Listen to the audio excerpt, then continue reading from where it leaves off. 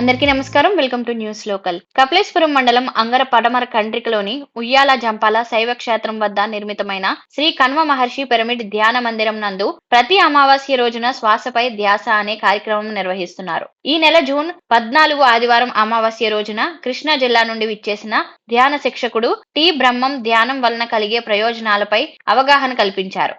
ధ్యానం వలన మానసిక, శారీరక దృఢత్వం కలుగుతుందని వివరించారు. నేటి ఉరుకులు పరుగుల ఆధునిక జీవన విధానంలో ధ్యానం యొక్క ఆవశ్యకత మానవులకి ఎంతో అవసరమన్నారు. ప్రతి ఒక్కరికి ధ్యానం జీవన శైలిలో ఒక భాగం కావాలన్నారు. అలాగే భగవద్గీత చదవడం, వినడం వలన జీవితంలో ఎదురయ్యే ఎన్నో సమస్యలను అధిగమించేందుకు ఆత్మవిశ్వాసం కలుగుతుందని బ్రహ్మం పేర్కొన్నారు. ప్రతి అమావాస్య రోజున ఉయ్యాల జంపాల క్షేత్రానికి విచ్చేసి ధ్యానంపై అవగాహన పెంచుకోవాలని కోరారు. ఉదయం నుండి సాయంత్రం వరకు నిర్వహించే ధ్యాన శిక్షణకు విచ్చేసే వారికి మధ్యాహ్న భోజనం ఏర్పాట్లు చేశారు.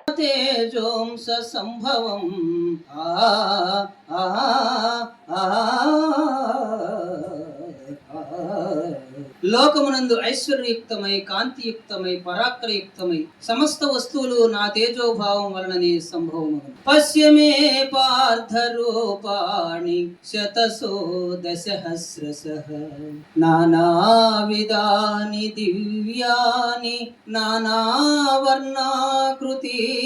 చ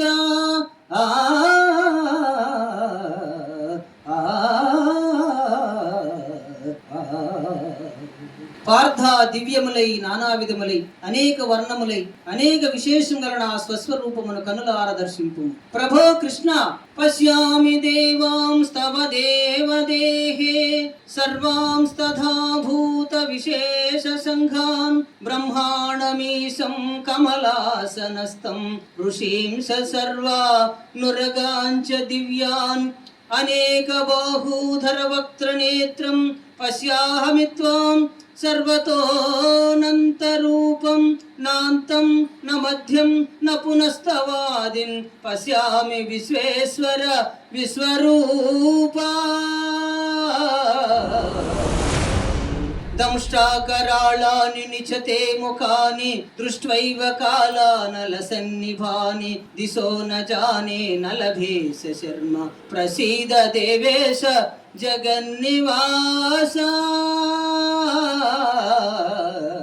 సుఖ దుఃఖేషు సమసంగ వివర్జితః. ఇది ఎప్పుడైనా శత్రుమిత్రులేదు సమభావన కలిగి ఉండు. శత్రువులు నీలోనే ఉన్నారు, మిత్రులు నీలోనే ఉన్నారు. శీతోష్ణ సుఖ దుఃఖేషు. ఇప్పుడు ఫ్యాన్ లేకపోతే ఇక్కడ ఏం చేస్తాం మనం? క్లాస్ అయినా ఇంకా ఉష్ వస్తు అంటాం. అంటే ఎండైనా వానైనా కూడా సమంగా స్వీకరించమని చెప్తుంది ఇక్కడ శాస్త్రం. భగవద్గీత ఏం చెప్తుంది? ఎండని ఆస్వాదించు, వర్షాన్ని ఆస్వాదించు, చలిని ఆస్వాదించు. 3 కాలాలు ఉన్నాయి మనకి. అన్నింటి సమంగా స్వీకరించు. బాగా పొగిడారు, బాగా నిందించారు. మానవ మానయోహో శీతోష్ణ సుఖ దుఃఖేషు సమస్సంగ వివర్జిత. అంటే అన్నింటి సమంగా స్వీకరించిన వాడు యోగి. తుల్య నిందా స్తుతిర్మౌని అన్నాడు. మళ్ళీ నిందేశారు, పొగిడారు. స్తుతి అంటే పొగడటం, నిందంటే మిమ్మల్ని ఇబ్బంది పెట్టడం. స్తుల్య నిందా స్తుతిర్మౌని. నువ్వు మౌనంతో స్వీకరించు. సంతుష్టో ఏనకేన చిత్తు. సంతోషంతో ఎవడైనా నిందను స్వీకరిస్తామా? అనికేత స్థిర మతిని స్థిరంగా పెట్టుకో. అప్పుడే ఎవడో నిందేశాడంటే మతిని అప్పుడే స్థిరంగా పెట్టుకోకుండా మాటకు 10 మాటలు అంటే నీకు మతి లేదు, మతి స్థిరంగా లేదని అర్థం. మౌనంగా ఉండు. మౌనంతో స్వీకరించి ప్రతిదాన్ని ఒక గోడలాగా సాక్షిగా ఉండి స్వీకరిస్తే వాడే యోగి, వాడే జ్ఞాని అన్నాడు. ఏం తప్పు చేయకుండా ఒక ఆయన జైల్లో పెట్టారు. ఆయన ఏం చేశాడు? భగవద్గీతకి భాష్యం రాసుకున్నాడు. మనం అయితే ఏం చేస్తాం?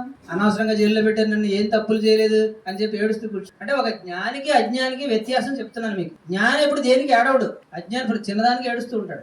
బోతద్దులు పెట్టి చూస్తాం అనమాట. ప్రతి చిన్న విషయాన్ని కూడా బోతద్దులు పెట్టి పెద్దగా చూస్తాం. జ్ఞానం ఏం చేస్తారంటే చిన్నగా చూస్తారు. అంటే ధ్యానం చేస్తే జ్ఞానం పెరిగినప్పుడు ఏమవుతుందంటే సమస్యలు అనేవి సమస్యలా కనిపించవు. అర్థం చేసుకోండి. అప్పటి వరకు పెద్ద పెద్ద సమస్యలు ఉన్నాయనుకుంటాం, అప్పుడు సమస్యలా కనిపించబట. అవన్నీ కూడా చిన్న చిన్నగా అయిపోతాయి. ప్రాణాః మచిత్తా మద్గతః ప్రాణాః బోధయంతః పరస్పరం కథయంతచ్చ మానిత్యం తుష్యంతి చ రమంతి చ.